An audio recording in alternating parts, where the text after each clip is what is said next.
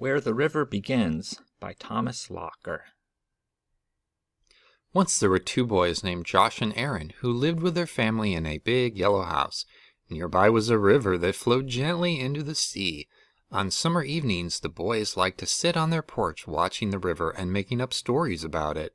Where, they wondered, did the river begin?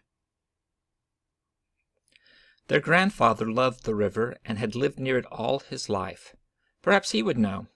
One day Josh and Aaron asked their grandfather to take them on a camping trip to find the beginning of the river. When he agreed, they made plans and began to pack. They started out early the next morning. For a time they walked along a familiar road, past fields of golden wheat and sheep grazing in the sun.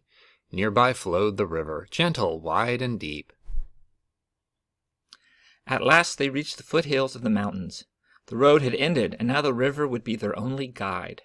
It raced over rocks and boulders, and had become so narrow that the boys and their grandfather could jump across it. In the late afternoon, while the sun was still hot, the river led them into a dark forest. They found a campsite and set up their tent. Then the boys went wading in the cold river water.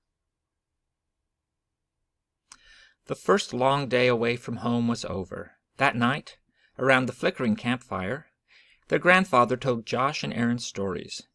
Drifting off to sleep, they listened to the forest noises and were soothed by the sound of the river. Dawn seemed to come quickly, and the sun glowed through a thick mist. The boys were eager to be off, but their grandfather was stiff from sleeping on the ground and was slower getting started. The path they chose led them high above the river. On a grassy knoll they stopped to gaze around. The morning mist had risen and formed white clouds in the sky. In the distance, the river meandered lazily. It was so narrow that it seemed almost to disappear. They all felt a great excitement, for they knew they were nearing the end of their journey. Without a word, the boys began to run. They followed the river for an hour or more until it trickled into a still pond, high in an upland meadow. In this small, peaceful place the river began. Finally, their search was over. As they started back, the sky suddenly darkened.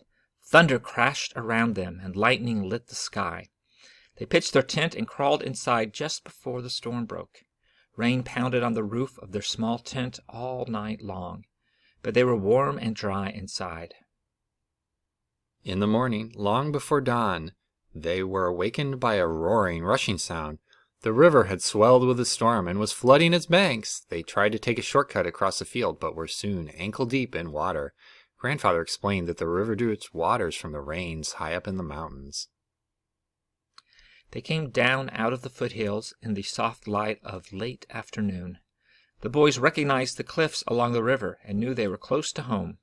Their weariness lifted, and they began to move more quickly down the road. At last they reached their house on the hill. The boys raced ahead to tell their mother and father about the place where the river began. But their grandfather paused for a moment, and in the fading light he watched the river, which continued on as it always had, flowing gently into the sea.